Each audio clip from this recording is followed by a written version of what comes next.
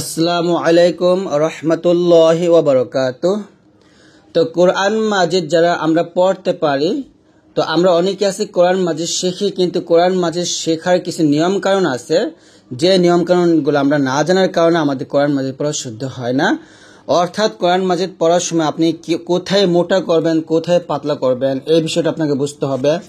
বিশেষ করে মোটা হরফ, যে 7টা মোটা হরফ আছে, খ, সদ, দদ, গইন, ত, কফ, জ, এই 7টি মোটা হরফ সম্পর্কে আপনার বিস্তারিত ধারণা থাকতে হবে।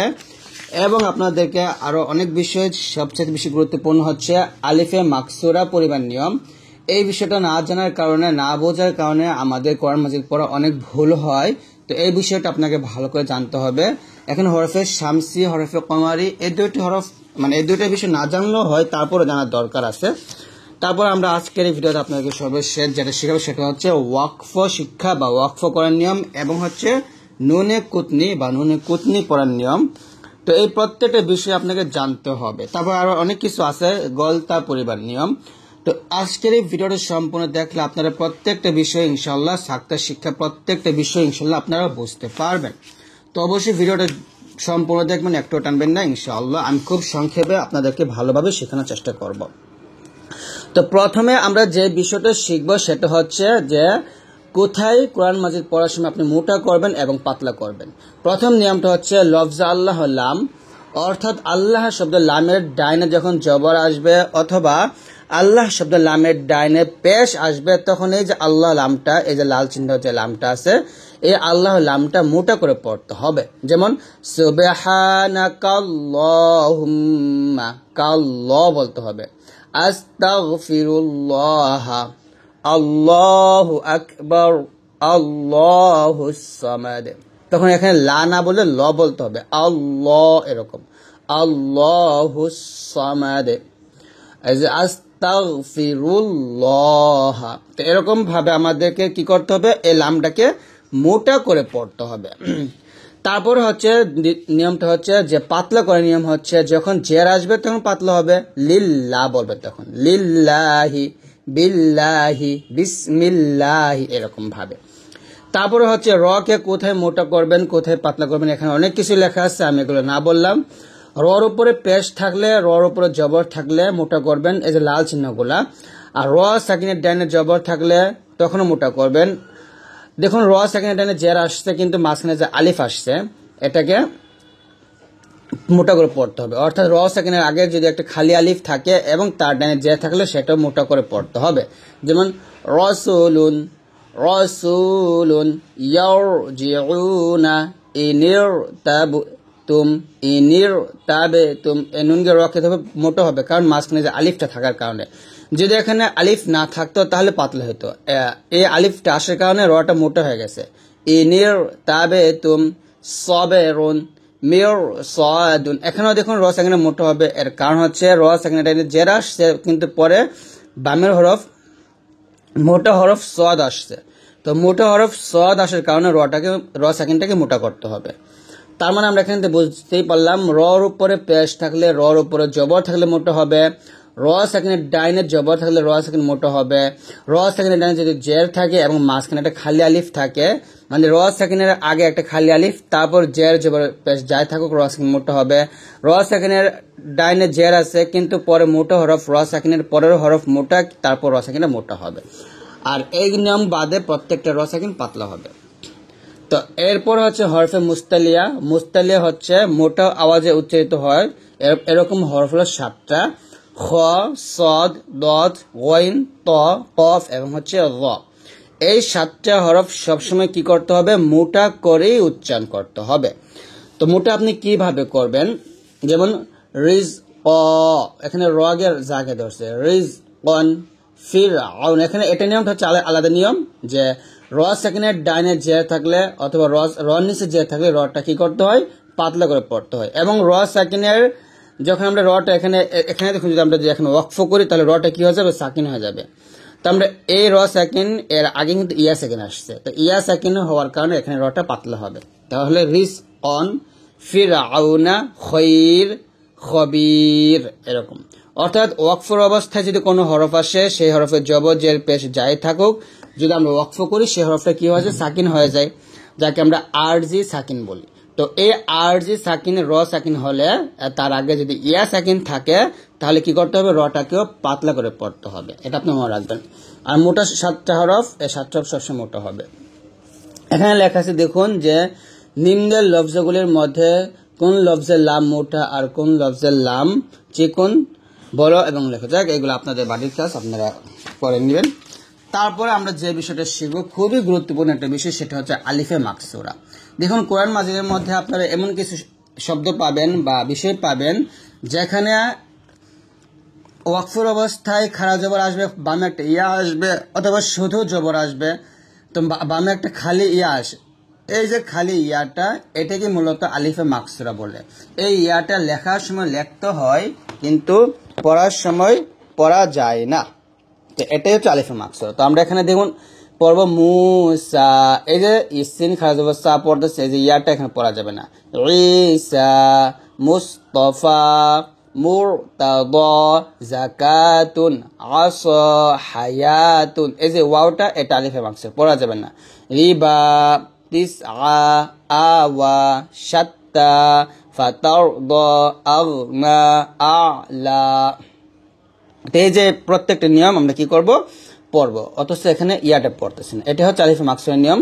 এবং যদি আপনারা এখানে লাইয়া তো গ আর এরকম যদি কোরআন মাজিদে পান, এখানে যদি ওয়াকফ করেন তাহলে ইয়া তো গ তো আমরা এক লিফ টান দিব, লাইয়া তো গ, তারপর আর আহু পড়ব। আর যদি মিল করে পড়ি তাহলে গ তো আমরা 3 আলিফ টান দিব, লাইয়া তো গ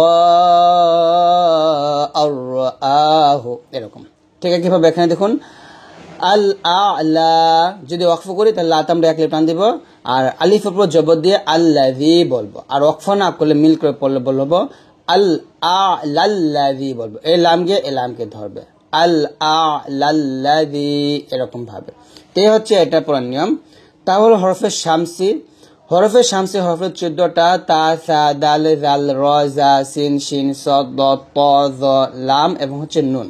হরফে শামসি হচ্ছে যে দেখেন এখানে বাগে তাকে ধরছে, অথচ আমরা এখানে কিন্তু এই যে আলিফ আসছে, একটা লাম আসছে একটা, এই আলিফ এবং লামটা আমরা এখানে পড়ি নাই। তো এটাই মূলত হরফে শামসি, এই বাগে তাকে ধরবে। বিত্তাই, বিসাই, বিদ্দালি, বিযালি, বিররাই, তারপর বিসিনি, বিশিত, বিশিনি, বিসাদি, বিদাদি, বিত্তাই, বিযাই, বিল্লামি, বিত্তাকওয়া, মিনাস সামারাতি, ইয়াউমিদ্দিনি, খালাকায যাকারা, হুয়ার রাহমানু, ওয়াজ-যাকাতু, ওয়াশ-শামসু, বিস-সাবরি, ওয়াদ-দুহা, ওয়াত-তারিকি, মিনায-যুলুমাতি, মালিকিন নাসি। তো এই প্রত্যেকটা জায়গায় কিন্তু আমরা এই আলিফ এবং লামটা পড়ি না, এটাই হচ্ছে মূলত। তারপরের নিয়মটা হচ্ছে হরফে শামসির ডানের আলিফ হইতে পড়া আরম্ভ হইলে আলিফে হামজা হইয়া অথবা আলিফ উপরে জবর দিয়ে পড়তে হবে। যেমন আত-তাহিয়াতু, আস-সাকিবু, আদ-দাল্লু আলাল খায়র, আয-যিল্লাতু, আর-রাহমানু, আয-যাকাতু, আশ-শাইতানু, আস-সাদিকু, আদ-দালালাতু, আত-তুহুরু, আয-যালিমু, আত-তালাকু, আল্লাহু, আন-নারু, আস-সামাউ, এরকম। হরফে কমারের হরফ হচ্ছে 14টা, এখানে বা, জিম, হা, খ, আইন, গইন, ফা, কফ, কাফ, মিম, ওয়াও, হামজা, হা, ইয়া। তো এটা কিন্তু নিয়মটা হচ্ছে যে এই যে এখানে খালি আলিফ, এই খালি আলিফ আমরা এখানে পড়বো না, এখানে সাকিন আসবে, বাগে লামকে ধরবে। বিল বাই, বিল জিমি, বিল হাই, বিল খাই, বিল আইনি, বিল গইনি, বিল ফাই, বিল কাফি, বিল কাফি, তারপর বিল মিমি, তারপর হচ্ছে বিল ওয়াই, বিল হামজাতি, বিল ইয়াই, বিল বিররি, হুমুল জাহিলুনা, হাম্মালাতাল হাতাব, আনিল ফাকরি, بالخير لشديد رب العالمين هو الغفور তারপরে মাল কারিআতু ইয়া আইয়ুহাল কাফিরুন সিরাতাল মুস্তাকিম। তো এই হচ্ছে এই নিয়মটা। তারপরে এখানে লেখা আছে যদি হরফে কামারির ডানের আলিফ হইতে পড়া আরম্ভ হয় তাহলে আলিফ হামজা হইয়া বা আলিফের জবর দিয়া লাম সহ পড়া যায়। যেমন আল বাউ, আল জামি, আল জিমু, আল হাউ, আল খাউ, আল আইনু, আল গাইনু, আল ফাউ, আল কাফু, আল কাফু, আল ওয়াভু, আল হামজাতু, আল হাউ, আল আবিদু, আল গাইবু, আল ফাহিশু, আল কারিআতু, আল বাহরু, আল জাহিলু, আল হামদুলিল্লাহি, আল খালিকু, আল কুফরু, আল মালিকু, আল ওয়াহিবু, আল আখিরু, আল হালিকু, আল ইয়াউমা আকমালতু, আল হাক্কু, এগুলো। তারপর নিয়মটা হচ্ছে যে ওয়াকফ শিক্ষা। এখানে লেখা আছে ওয়াকফ অর্থ থামা, নিঃশ্বাস ও আওয়াজকে শেষ করে পড়িবার নাম ওয়াকফ। ওয়াকফ চিহ্নকে দায়রা বলে।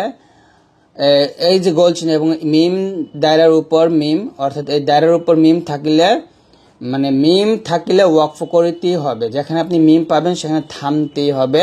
আর মিম ছাড়া যেখানে, আমি এখান থেকে বুঝিয়ে দিই, দেখুন এটাকে বলে ওয়াকফের তাম, এটা হলো আসল ওয়াকফ চিহ্ন। তো এইরকম যদি থাকে ওয়াকফের তামের উপর যদি মিম থাকে অথবা শুধু মিম থাকে, এরকম থাকলে থামতেই হবে আপনাকে। এখানে আপনার মিলে পড়া যাবে না, থামতে হবে। আর এই যে ত জিম জা সদ লাম ইয়া কফ ফা কফ, আবার ওয়াকফের তামের উপর লাম আলিফ এবং শুধু ওয়াকফের তাম, এরকম থাকলে এগুলোতে আপনি থামতেও পারবেন, আবার মিল করেও পড়তে পারবেন।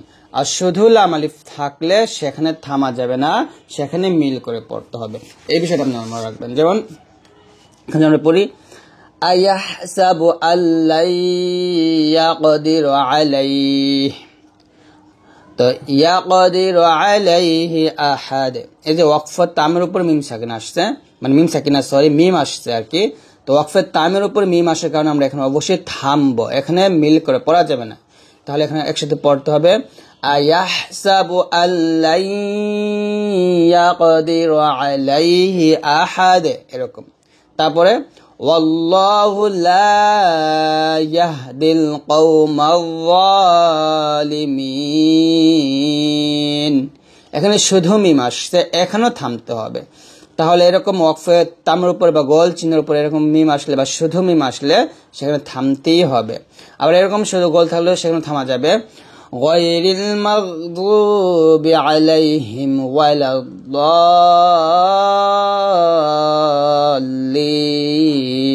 এখানে থামা যাবে। আবার ওয়াকফে তামের উপর তো আসলেও থামা যাবে। ইয়্যাকা না'বুদু ওয়া ইয়্যাকা নাস্তাঈন, এরকম। কুল হুয়াল্লাহু আহাদ, থামবো। আল্লাহুস সামাদ, লাকাদ খালাকনাল ইনসানা ফি আহসানি তাকওয়িম ওয়া ওয়াজাদাকা দাল্লান ফাহাদা, থামলে একটা টান হবে। ইন্না আনজালনাহু ফি লাইলাতিল কদর ফি জান্নাত আম্মা ইয়াতাসাআলুন আনিন নাবাইল আযীম আলিমুন হাকিম। এরকম ভাবে আপনারা থেমে পড়তে পারেন। তারপর যে নিয়মটা শেখাবো সেটা হলো নুনে কুতনি। আপনারা এরকম আয়াতের মাঝে এরকম নুন পাবেন যার নিচে জের থাকে। তো এই নুনের কুতনিটা যদি ওয়াকফের সাথে আসে তাহলে পড়ার দরকার নেই, ওয়াকফ ধরলে। আর মাঝে আসলে পড়বেন, যেমন নূহু নিবেনাহু লুমাজাতিনিল্লাযী আতি মুহাম্মাদানিল ওয়াসিলাতা, এরকম। আর যদি আমরা এখানে থামি, জামিআ বলবো, তারপর আল্লাযী বলবো, শাইইন কদির আল্লাযী। আর যদি মিলা পড়ি, জামিআনিল্লাযী শাইইন কদিরুনিল্লাযী, এরকম। তার মানে এটার পরে নিয়ম হচ্ছে যদি আপনি থামেন তাহলে পড়ার দরকার নাই, আর মিল করে পড়লেই পড়তে হবে। এই হলো নুনের কুতনি নিয়মটা।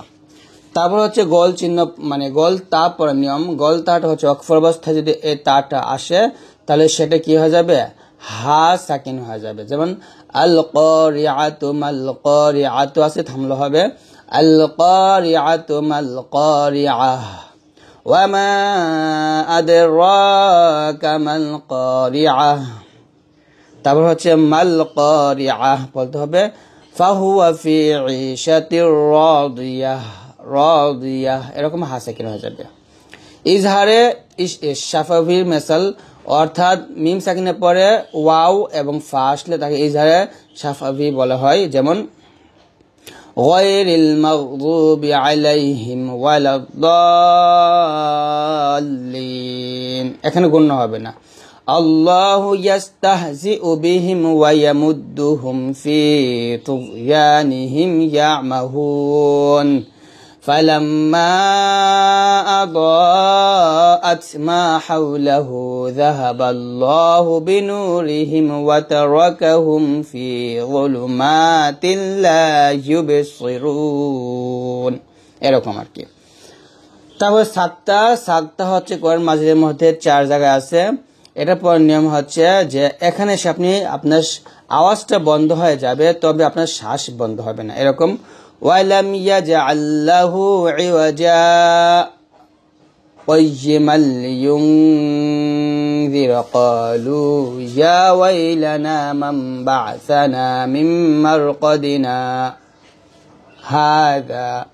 তো যাক, আমি দুইটা একসাথে মিলাই পড়ছি। তো আমি কিন্তু এর মানে এখানে থামছি আবার এখানে থামছি, তার মানে এটা না আমি শ্বাস ফেলে দিছি, শ্বাস কিন্তু আমার ঠিকই ছিল, এরকম আর কি।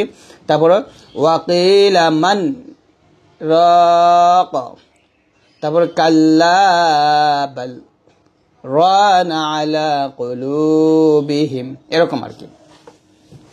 তারপর ইসমাম, ওজবে ইসমাম।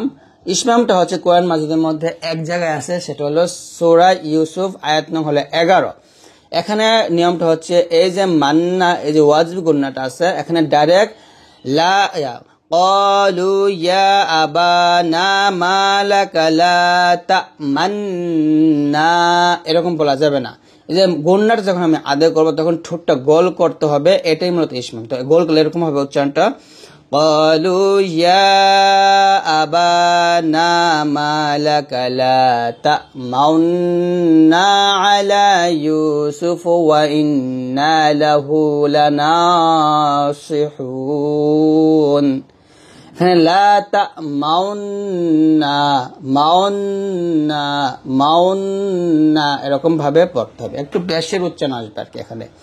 তো এই হচ্ছে আজকের এই ভিডিওটি। যদি ভিডিওটা ভালো লাগে অবশ্যই লাইক দিয়ে দিবেন, আর অবশ্যই আমাদের ভিডিওগুলো কেমন লাগছে সবার কাছে শেয়ার করে দিবেন, আর অবশ্যই প্লিজ প্লিজ প্লিজ আমাদের চ্যানেল সাবস্ক্রাইব করবেন। আল্লাহ হাফেজ।